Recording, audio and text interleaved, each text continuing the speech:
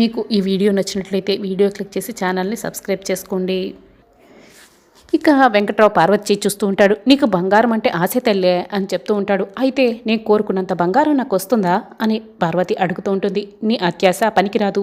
నీకు కోరుకున్నా కూడా ఎక్కువ బంగారం రాదు కాబట్టి నీకు అత్యాశ వదులుకోవడమే మేలు నువ్వు అని వెంకట్రావు అంటాడు. సరే నా చేయి చూడు అని బామ్మ అంటుంది.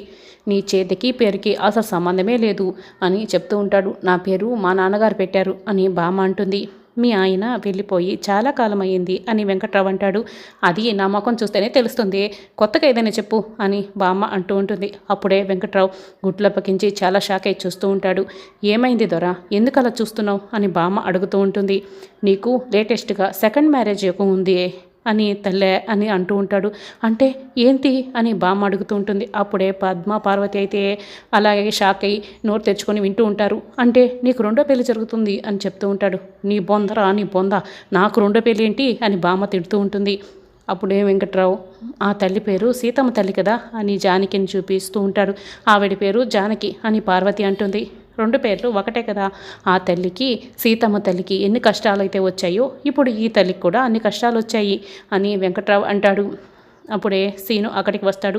ఇదంతా చూస్తూ వింటూ ఉంటాడు. అవును, మధ్యలో గీత వచ్చింది కదా అని పార్వతి అంటూ ఉంటుంది. నాకు ఒక్కదానికే కాదు, ఈ ఇంట్లో అందరికి కూడా బాధలే ఉన్నాయి, కష్టాలే ఉన్నాయి అని జానకి అంటుంది. అప్పుడే ఇక వెంకట్రావు కళ్ళు మూసుకొని ఒక మగ కొన ఒక ఆడకొన ఇద్దరు ఈ ఇంటి మనుషులే, వాళ్ళిద్దరికీ లగ్గమైనప్పటి నుంచి పెళ్లి చేసుకున్నప్పటి నుంచి ఇంటికి కష్టాలు మొదలయ్యాయి కదా అని అంటూ ఉంటాడు. ఇది మాత్రం కరెక్ట్గా చెప్పావు అని బామ్మ అంటుంది. దీనికి పరిష్కారం ఏదైనా ఉంటే చెప్పండి స్వామి అని జానకి అడుగుతూ ఉంటుంది. వాళ్ళని కలపనందుకే ఇంత కష్టం వచ్చి పడింది, వాళ్ళిద్దరినీ కలిపారే అనుకో అన్ని కష్టాలు పోతాయి అని వెంకట్రావు అంటూ ఉంటాడు. బుడబుడకలోడా నువ్వు చెప్పేదేంటి అర్థం కావటం లేదు, కలపడం ఏంటి అని పద్మ అడుగుతూ ఉంటుంది. ఆ జంటకి పెళ్ళయింది అంటే అది దేవుడు కలిపిన బంధం. ఆ జంట పెళ్లి చేసుకొని వచ్చారే కానీ వాళ్ళకి కార్యం జరిపించలేదు. ఆ ఒక్కటి జరిపిస్తే మళ్ళీ మీరందరూ ఒకటైపోతారు, కలిసిపోతారు అని వెంకట్రావు అంటూ ఉంటాడు. అప్పుడే జానకి అక్కడికి వచ్చి నిలబడి వింటున్న సీను వైపు చూస్తూ ఉంటుంది. సీను తలపట్టుకుంటాడు. అది సంగతి, ఇతను చెప్పింది కూడా నిజమే కదా, పెళ్ళి అయిందని చెప్పి వాళ్ళిద్దరిని తీసుకొని ఇంటికి తీసుకొచ్చారు కానీ ఆ కార్యం కూడా జరిపించాలి కదా అని అంటూ ఉంటుంది. ఆ సంగతి ఏంటో చూడండి, అప్పుడైనా నా కొడుకు మనశ్శాంతిగా ఉంటాడేమో. పద్మ వీణ్ణి 10వ పరకు ఇచ్చి పంపించవే అని బామ్మ లోపలికి వెళ్ళిపోతుంది. జానకి సీను కూడా ఇక వెళ్ళిపోతారు. 10వ పరకు ఇవ్వమని చెప్పింది కదా, బాగా ఎక్కువగానే గట్టిగానే ఇచ్చి పంపించేసేవే కోనా, ఇంకా ఏంటికి అలా చూస్తున్నావు అని వెంకట్రావు అడుగుతూ ఉంటాడు. అంత డబ్బులు నా దగ్గర లేవు అని పద్మ అంటూ ఉంటుంది. నువ్వు వంటగదిలో ఉప్పు డబ్బా దగ్గర దాచిపెడతావు కదా, లేవంటే ఏంటి ఇవ్వవే కోనా అని వెంకట్రావు అడుగుతూ ఉంటాడు. అక్కడ ఉన్న సంగతి నీకెలా తెలుసు అని పద్మ ఇక ప్రశ్నిస్తూ ఉంటుంది. కొండదేవర చెప్పిందే కోనా, ఇస్తావా ఇవా అని అడుగుతూ ఉంటాడు. అయ్యో అతను చెప్పింది నిజమే అయి ఉంటుందిలే, ఇచ్చి పంపించేసే వదిన అని పార్వతి చెప్తూ ఉంటుంది. అలాగే నేను ఇక పద్మ లోపలికి వెళ్తుంది. అయితే నాకు కోటర్కి బాగా గట్టిగా డబ్బులు వస్తాయి అని వెంకట్రావు అయితే ఆనందపడుతూ ఉంటాడు. లోపలికి వెళ్ళిన పద్మ డబ్బులు తీసుకొని వస్తూ పెయింట్ డబ్బాలో తన అరచేతిని ముంచి ఇదిగో డబ్బులు అని వెంకట్రావుకి ఇవ్వబోతూ కావాలని డబ్బులు కింద వేసేస్తుంది. ఈ లక్ష్మీదేవిని అలా కింద పాడేసావు ఏంటే కొనా అని వెంకట్రావు కిందకి వంగి డబ్బులు తీసుకుంటూ ఉంటాడు.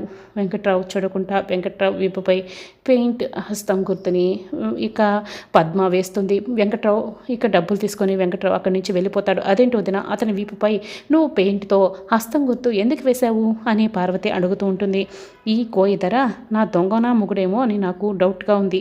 ఆద్య సీనులకి శోభనం జరిపించమని చెప్పినప్పుడే నాకు డౌట్ వచ్చింది. డబ్బాలో డబ్బులు ఉన్నాయని చెప్పినప్పుడు నేను కన్ఫర్మ్ చేసేసుకున్నాను. ఇంటికి వచ్చిన తర్వాత చొక్కా విప్పి చూస్తాను, వీపుపై నా పెయింట్ హస్తం గుర్తు ఉంటే వీడు నా దొంగనా మొగుడేని అర్థం అని పద్మ అంటుంది. ఇక అస్మిత ఫ్రెండ్ ఒక దగ్గర నిలబడి మాట్లాడుకుంటూ ఉంటారు. అసలు రామలక్ష్మి మనసులో నుంచి శౌర్య సార్ని తీసేయగలిగానే కానీ ఆ శౌర్య సార్ మనసులో నుంచి రామలక్ష్మిని తీసేయలేకపోతున్నాను. నేను ఆమె మీద పడిపోయి ఎంత ప్రేమ చూపిస్తున్నా కూడా శౌర్య నన్ను చీడ పురుగును చూసినట్టు చూస్తున్నాడు, నేను తట్టుకోలేకపోతున్నాను అని అస్మిత ఇక బాధతో చెప్తూ ఉంటుంది. కోపంగా ఉంటుంది అస్మిత. చూడు అస్మిత, ఇప్పుడు నువ్వు ఇప్పటి వరకు ఏమనుకున్నా కూడా ప్రతి ఒక్కటి సాధిస్తూ వస్తున్నావు. ఇప్పుడు నువ్వు సాధించిందంటూ ఏమైనా ఉందా అంటే శౌర్య సార్ మనసులో నుంచి ఆ రామలక్ష్మిని తీసేయలేకపోవడమే. శౌర్య సార్తో చీ కొట్టించుకుంటూ అక్కడ ఉండటం నీకు అవసరమా చెప్పు? వచ్చేసేయ్ అని ఫ్రెండ్ అంటూ ఉంటుంది. నో, నేను అలా ఎప్పటికీ చేయను. శౌర్య నాకు కావాలి. నేను శౌర్యతోనే జీవితం పంచుకోవాలి అని అస్మిత అంటుంది. చూడస్మిత, రామలక్ష్మిని దెబ్బతీసేసి నువ్వు శౌర్యతో నాకు పెళ్ళైపోయిందని నువ్వు శౌర్య వాళ్ళ ఇంట్లో ఉంటున్నావు. రేపు ఇలా అయిష్టంగానే శౌర్య నీతో కాపురం చేసి ఒక పిల్లోడో పుట్టిన తర్వాత కూడా శౌర్య నీపై ప్రేమ చూపించకుండా రామలక్ష్మిని నేను ప్రేమిస్తున్నాను, రామలక్ష్మి నా భార్య అని చెప్తాడేమో గురుడు. అసలు రామలక్ష్మి దెబ్బతీసిన నీ జీవితం ఇలా ప్రశ్నార్థకంగా మారిపోయింది. ఒక్కసారి ఆలోచించు అని వాళ్ళ ఫ్రెండ్ అంటూ ఉంటుంది. నువ్వు నాకు బాగా గుర్తు చేసావే, నేనేంటో నాకు చెప్తున్నావు. ఇప్పటి వరకు రామలక్ష్మిని శౌర్య సార్ మనసులో నుంచి తీసేస్తే చాలు, నా పనంతా పూర్తయిపోతుంది అనుకున్నాను. శౌర్య సార్ మీద ప్రేమ చూపిస్తూ శౌర్య సార్ని నా వైపు తిప్పుకుందాం అనుకున్నాను. కానీ ఇదేది కూడా జరగడం లేదు కదా.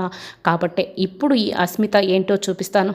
ఇప్పుడు నేను ఆ రామలక్ష్మి ప్రాణాలు తీసేస్తాను. అప్పుడే శౌర్య మనసులో నుంచి రామలక్ష్మి ఎలా వెళ్ళిపోదో నేను కూడా చూస్తాను అని చెప్తూ ఉంటుంది. ఏంటే ఏం మాట్లాడుతున్నావే, రామలక్ష్మి ప్రాణాలు తీయడం ఏంటే అని వాళ్ళ ఫ్రెండ్ అయితే అడుగుతూ షాక్ అవుతూ ఉంటుంది. అవునే, ఆ రామలక్ష్మి ప్రాణాలు ఎలా తీసేస్తానో చూస్తూ ఉంటూ శౌర్య అప్పుడు నన్ను ఎలా ప్రేమించడో చూద్దు కానీ అని అస్మిత ఇక ఛాలెంజ్ చేసి వెళ్ళిపోతుంది. ఇక రామలక్ష్మి స్కూటీలో వెళ్తూ ఉంటుంది. శౌర్య రామలక్ష్మి స్కూటీని ఫాలో అవుతూ రామలక్ష్మి వెనకే వెళ్తూ ఉంటాడు. ఇక రామలక్ష్మి ఇంటికి వచ్చి కాళ్ళు కడుక్కొని తడి అడుగులతో ముద్ర వేసుకుంటూ వెళ్తూ ఉంటుంది. రామలక్ష్మి అడుగు జాడల్లోనే ఇక 7 అడుగులు నడుస్తూ శౌర్య రామలక్ష్మిని చూస్తూ రామలక్ష్మి వెనకే నడుస్తూ ఉంటాడు. అప్పుడే రామలక్ష్మి ఉన్నట్టుండి వెనక తిరిగి చూస్తుంది. శౌర్య నవ్వుతూ రామలక్ష్మిని అలాగే చూస్తూ ఉంటాడు. రామలక్ష్మి కోపంగా ఒక చూపు చూసి ఏమీ మాట్లాడుకుంటా మళ్ళీ మౌనంగా వెళ్ళిపోతుంది. శౌర్య మాత్రం నవ్వుతూ రామలక్ష్మి వెనకే వెళ్తూ ఉంటాడు. రామలక్ష్మి అయితే దేవుడి దగ్గరికి వస్తుంది. ఇక గంట కొట్టి, స్వామి, శౌర్యని నేనే వద్దనుకున్నాను, అందుకు నాకు ఎటువంటి బాధ లేదు. ఇక మా బావని పెళ్లి చేసుకుందాం అనుకున్నాను, కానీ ఆ పెళ్ళి సడన్గా ఆగిపోయింది. అందుకు కూడా నాకు బాధగా లేదు. మా సీను బావ పెళ్లి చేసుకున్నారు, దానికి కూడా నాకు బాధగా కోపంగా లేదు, ఎటువంటి బాధ లేదు. ఇప్పుడు నా బాధ అంతా కూడా మా అమ్మ నాన్నల గురించే, నా కుటుంబం గురించే. ఇంటి మధ్యలో గీత వచ్చింది, మా అమ్మ నాన్న మధ్యలో దూరం పెరిగింది. వాళ్ళిద్దరి మధ్య దూరం పెరిగిన దానికి నేను ఏడవటం తప్పిస్తే ఏమీ చేయలేకపోతున్నాను. వాళ్ళిద్దరి మధ్య ఏర్పడిన ఆ గీతతో ఏర్పడిన ఆ దూరాన్ని ఏదో విధంగా నువ్వు చెరిగిపోయేలా చేయి తండ్రి అని వేడుకుంటుంది. అమ్మ నాన్న కలిసిపోయేలా చేయి స్వామి అని వేడుకుంటూ ఏడుస్తూ ఉంటుంది. అప్పుడే ఇక పంతులు గారు రామలక్ష్మి దగ్గరికి వస్తారు. ఏమ్మా, ఏదైనా పెద్ద సమస్య అని అడుగుతూ ఉంటాడు. అవును పూజారి గారు, చాలా పెద్ద సమస్య వచ్చింది, ఆ దేవుణ్ణి తీర్చమని వేడుకుంటున్నాను అని రామలక్ష్మి అయితే బాధపడుతూ చెప్తూ ఉంటుంది. నువ్వు బాధపడటం చూస్తుంటే నీకు చాలా పెద్ద కష్టం వచ్చి పడినట్టుంది. కాబట్టి ఒక పని చేయమ్మా, నీకు వచ్చిన కష్టాన్ని పేపర్లో రాసి కొబ్బరికాయతో ముడుపు కట్టి అదిగో అక్కడున్న చెట్టుకు కట్టేసేయమ్మా. నీ కోరికని ఆ దేవుడు తప్పకుండా తీరుస్తాడు, ఇక నీ కష్టాన్ని దూరం చేస్తాడు అని పంతులు గారు చెప్తూ ఉంటారు. అలాగేనని ఇక రామలక్ష్మి అంటూ ఉంటుంది.